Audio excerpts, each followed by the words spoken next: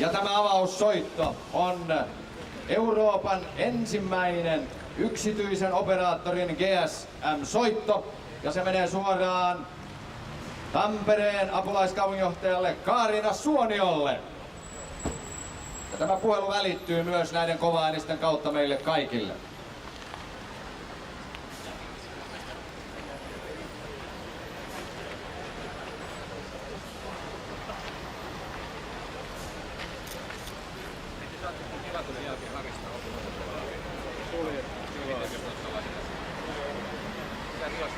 Ja nyt taatusti kaikkialla jännitetään tilannetta.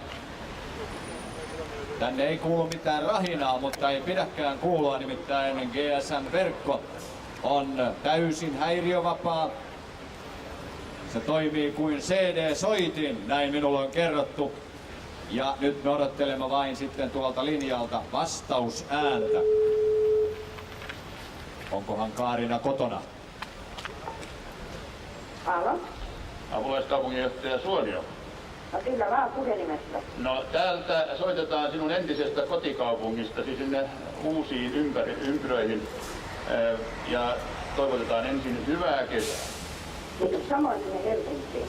Hainko itse puhelimesta? Kyllä, täältä minä sinulle soittelen ja haluaisin tässä todeta, että teemme nyt historiaa.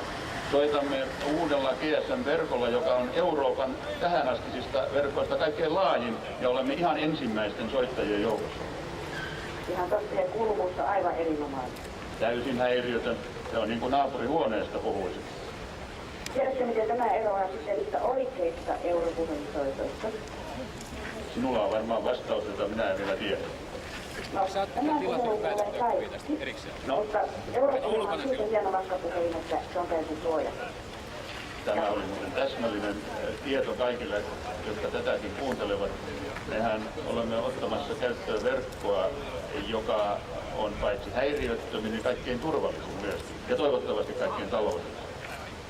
Minusta on mukava sellainen ajatus, että voi kuljettaa oman korttia mukanansa ja sitten kaikista puhelimista, jotka kuuluu tähän järjestelmään, voi tehdä oman puhelimensa sillä kortilla, koska kortissa on puhelimen. Sinä olet tehnyt kotiläksysi hyvin, kun olet lukenut tuonkin. Eikö se ole kiva, kun säkin olet ulkomailla ja sulla on vain kortti mukana ja sitten mitä tahansa voi soittaa? Voi, totta kai. Mehän tällä tavalla integroidumme juuri siihen Eurooppaan, jota me pidämme tällaisena meille sopivana ja tunnemme olevamme kotonamme joka paikassa. Milloin sä arvoit, että laajenee Euroopan ulkopuolelle? Jos tätä vauhtia tekniikka kehittyy, niin ei siihen montaa vuotta mene. Onko teillä hyvät juhlat siellä? No, täällä on iloisia ilmeitä ja odottava tunnelma.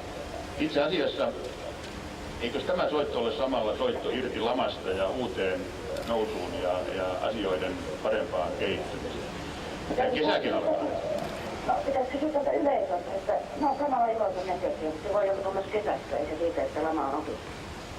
Mutta jospa minä tämän yleisön puolesta vakuutan sinulle, että me olemme kaikki sitä mieltä, että nyt alkaa parempi aika.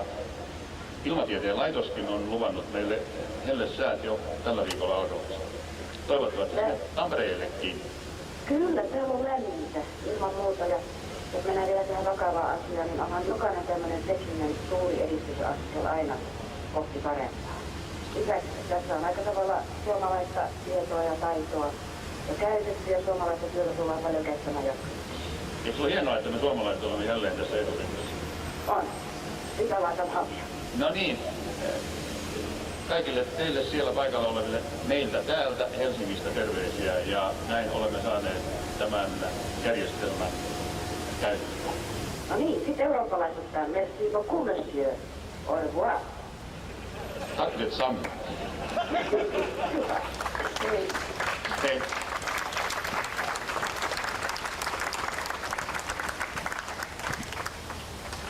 Kiitoksia ja näin meillä oli mahdollisuus kokea ihan noin omin silmin ja korvin tämän verkon avaus.